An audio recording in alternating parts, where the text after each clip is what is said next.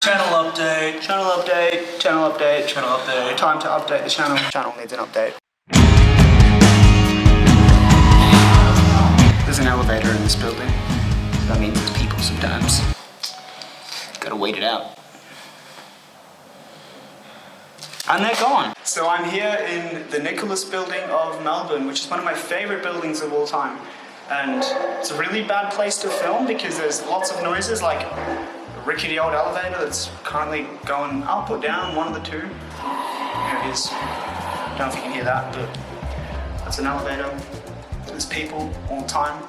This building is really cool. It has lots of kind of little boutique vintage stores and workshops and studios, and I think it's wonderful. I would love to have an office or a studio in here myself one day, where I can sell, second-hand books or self-published independent books with the DeGrave Circle, with my collective, my people. That would be fantastic. That's the goal one day. And I'm not alone in the Nicholas building. I am here with Archer from Archer's World of Literature. I am Archer's World of Literature. He is Archer's World of Literature. He's a blooming writer and book reviewer, and he does not stop frequenting my bookshop and buying books and embarrassing me while I'm at work. Can we even just say blooming channel when this is about Leopold Bloom? I mean, yeah. The character's Leopold Bloom. This guy's reading Ulysses, so that you know. I hate myself. He hates himself, and I hate him for reading Ulysses. He's insane. Why would you do that to yourself? Crazy. He's crazy. I'm brave. He's brave too, yeah, he is. That's what a guy said to him in public. Well, tell the story. I was on the tram when I was reading it, and then this guy, opposite me, he was like, who? I was like, what? He's like, you're brave. I was like, how much? What for? And he's like,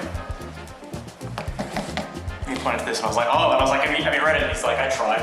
I was like, well, I will continue to try. Still hard. It's a challenge. It's a good challenge. So I'm filming here in the Nicholas building because I thought that I owed you guys a bit of an update, because I've been extremely quiet on most of the socials. You haven't seen any posts from me on Instagram, or I said I'd be making videos on YouTube, and here I am not making any videos really. I'm just not doing anything. But that's not true. I'm doing a lot of things behind the camera, behind the scenes, that I will eventually be able to share with you. It's very tough being a creator with a full-time job as well, but I'm making it work. I'm just not showing too much of it just yet, but I will be very soon. I have a lot to show you guys. But on top of that, I just thought I'd give you a general sort of, cloudy life update or whatever, because I think it's important for me to just be personal and, open with you guys about, what happens in my life, what inspires my art, what influences the directions and the choices that I make as an artist, as a person, as a human, as a young man in this very scary, crazy, turbulent world. So, when I made my last video, I was very excited because I just bought myself a new camera, a new microphone. I had it set up. I was ready to go. I was ready to create all of this content for you guys. And then I met up with Robin one day in the city with my camera, my laptop, a bunch of things. And what happened is, while we were filming, I had my bag down so that the bag didn't get in one of the shots. And while I wasn't paying attention to it, someone decided to steal my bag. So they stole my satchel bag that I've had for years now. They stole my new microphone that I just bought. They stole my laptop, which is not my laptop, it's my girlfriend's laptop that I was borrowing, that I promised I wouldn't damage or destroy or lose, and I lost it. They're gone. You can still sort of hear the chain. What about? I'm fighting with the environment I chose. I chose this environment to film in. This is what I'm going to fight with: elevators. Lost my wallet with all my cards, all my identification, what proves to the world, to the government, that I am a human being, that I am the age I say I am, that I exist, that I am worth housing and food and a job. That identification was important. It's all gone. Everything I had to show was gone. I've recovered all of that kind of stuff, but I got a new microphone again, I bought a new bag again, but this laptop situation's been a bit tough. So for a few weeks I couldn't work on any videos. I could barely even work on the book that I've been working on all this time because I had nothing to work with. I ended up repairing my old, really crappy Kogan laptop so that I could keep going, which was good because it had Premiere Pro and I had Photoshop. So this is what we're working with now. We're working with a really shitty laptop to bring you content and of course to write this book that I really want to write and give you guys. Also worth me updating you on the book. So The Street Poet is my poetry book, and I haven't spoken too much about it, but I will be from now on basically. The book is this close to being done. I've been sitting with Photoshop and staring at Google Docs for months now. I'm starting to get the visual elements together for this book.